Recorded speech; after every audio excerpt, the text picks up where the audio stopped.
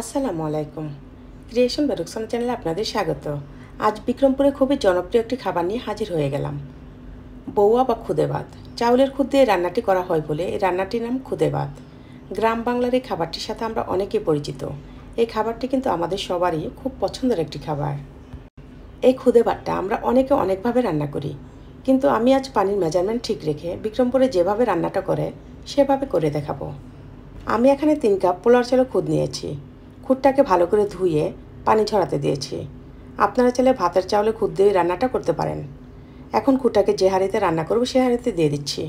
সাথে দিয়ে দিচ্ছি 1 কাপ পেঁয়াজ কুচি, 7 থেকে 8টি ফালি করা কাঁচামরিচ, লবণ দিয়ে দেবো স্বাদ মতো, হাফ চামচ দিয়ে দেবো হলুদের ফাঁকি, দিয়ে দিচ্ছি হাফ কাপ সরিষার তেল। এই রান্নাতে অবশ্যই সরিষার তেল দেওয়ার চেষ্টা করবেন।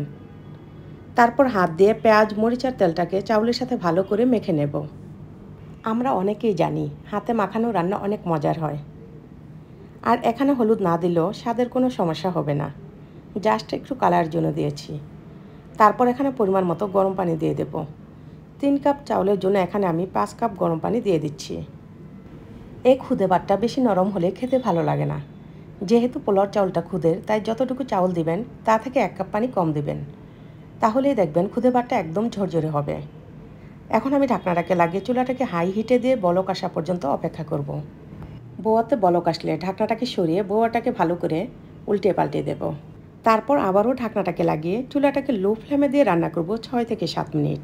এই তো 7 মিনিট পর এখন আমি বৌয়াটাকে উল্টে পাল্টে দেব। এখন আমি একটু বৌয়া হাতে নিয়ে দেখব সিদ্ধ হয়েছে কিনা। দেখুন মাশাল্লাহ, খুদে ভাতটা একদম পারফেক্টলি সিদ্ধ হয়েছে। আর আপনারা দেখুন কতটা জোরজোরে হয়েছে। এখন একটি বাটিতে সার্ভ করে দেখাচ্ছি। গ্রাম ও বাংলার সাধারণ এই রান্নাটা ভর্তার সাথে খেতে কিন্তু অসাধারণ লাগে। আমি এই বোয়াটাকে পরিবেশন করব ছুরি শুটকি ভর্তা আর শীতল শুটকি ভর্তার সাথে। আমার এই চ্যানেলে এই দুটি ভর্তারও ভিডিও আছে, ডেসক্রিপশন বক্সে লিঙ্ক দেওয়া থাকবে, চাইলে আপনারা ঘুরে আসতে পারেন।